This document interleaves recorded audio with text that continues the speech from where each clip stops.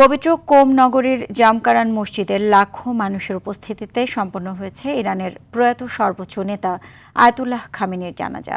জানাজা পড়ানোর সময় কান্নায় ভেঙে পড়েন ইমাম আয়াতুল্লাহ জাওয়াদি আমলি। এরপর বুধবার ইরাক হয়ে আগামী বৃহস্পতিবার জন্মশহর মাশহাদে চিরনিদ্রায় শায়িত হবেন এই নেতা। বিস্তারিত আজহার স্বপ্নিলের রিপোর্টে। পবিত্র শহর কোমের জামকারান মসজিদে লাখো মানুষের উপস্থিতিতে সম্পন্ন হয়েছে ইরানের প্রয়াত সর্বোচ্চ নেতা আয়াতুল্লাহ খামেনির দ্বিতীয় জানাজা।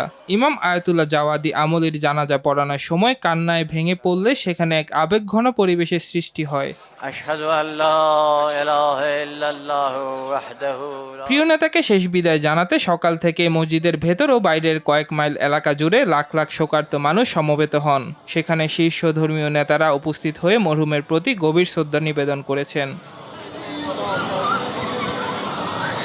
পরিকল্পনা অনুযায়ী বুধবার খামেনির কফিন নিয়ে যাওয়া হবে প্রতিবেশী দেশ ইরাকে। দেশটির পবিত্র নাজাফ ও কারবালা শহরে শিয়া সম্প্রদায়ের ধর্মীয় রীতিনীতি মেনে বিশেষ শোক শোভাযাত্রা ও জানাজা অনুষ্ঠিত হবে।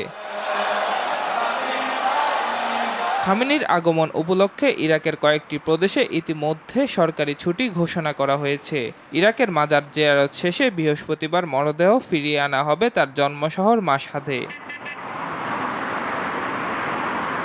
এদিকে শোকাবহের মধ্যে লেবাননের নাবাতি আল ফাউকায় বিমান ও গাজায় আল শিফা হাসপাতালের বাইরে ড্রোন হামলা চালিয়েছে ইসরায়েলি বাহিনী। এতে অন্তত 2 জন নিহত ও বেশ কয়েকজন আহত হওয়ার খবর পাওয়া গেছে।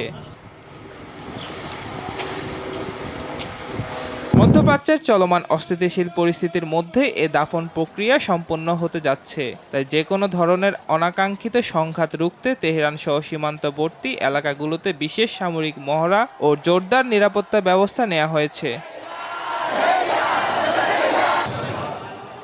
আজহার স্বপ্নিল, RTV।